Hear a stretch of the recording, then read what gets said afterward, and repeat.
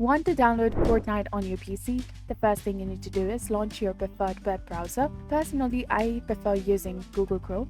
You will need to either create a new Fortnite account or to sign into your existing Epic Games account. Epic Games is the mastermind behind Fortnite, so by creating an Epic Game account, you're paving the way for your Fortnite adventures. Now click on Download at the top right corner. Initially, you will download the Epic Games Launcher, which serves as a hub for various games, including Fortnite. Once the launcher is downloaded, run the setup, and you may need to locate the downloaded file in your browser or the File Explorer. Follow the installation prompts, agree to the security pop-ups, and wait for the launcher to install. After installation, the launcher will update itself. Sit back and let the process complete. You may encounter additional pop-ups, make sure to agree to them to proceed.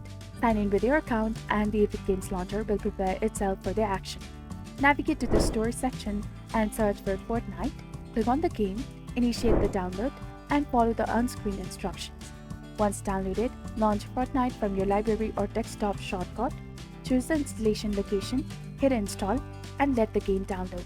Track the progress in your downloads folder, and once the download is completed, launch the game and enjoy your Fortnite experience.